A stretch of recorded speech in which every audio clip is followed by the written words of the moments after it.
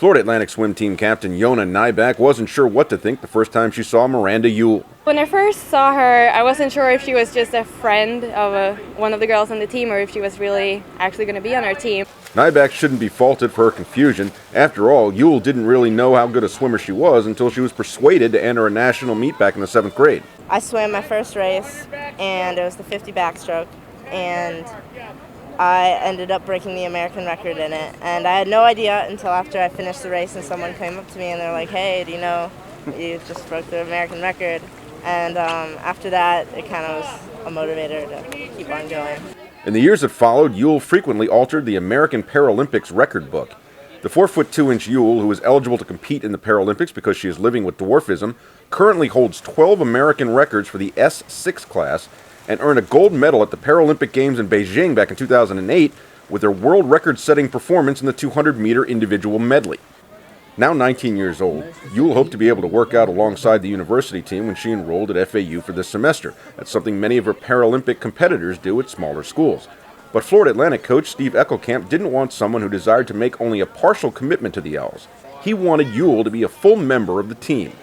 Like, to be on a D1 team is just something I never imagined. As a walk-on with the Owls, Uhl now takes part in all team-related activities, which include study sessions and early mornings in the weight room. On October 29th, Uhl competed for FAU against Florida Gulf Coast in the Owls' first home meet of the season, swimming in the 200-yard freestyle and the 100-yard butterfly events. The fact that neither of her times were competitive in that meet didn't matter much to Uhl or to Eckelkamp, though the 2-minute 44-second time she posted in the 200 freestyle wasn't far off her best time. I think it's important that she's good. I think it's tough to follow that black line every day without getting better. And I think in her situation with the Paralympic trials coming up, she's got some definite goals that she knows she's going to have to obtain to be successful at those trials. So if she can obtain those goals and make it to the trials and then compete successfully for a spot on the team, then we'll call that a success. It's unlikely Uhl will win any races for FAU, but that's not her ultimate goal. She's training for the 2012 World Paralympic Games, which will be held in London next summer. In the meantime, though, she's enjoying college life as a bio pre-med major and is glad to count her new teammates among her best friends.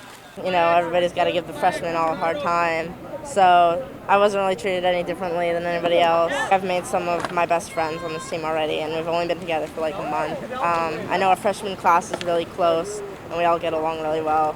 And her FAU teammates are equally excited that Uhl is on their side. She's a fighter, she's a tough girl, she doesn't want any advantages against us, and she's amazing.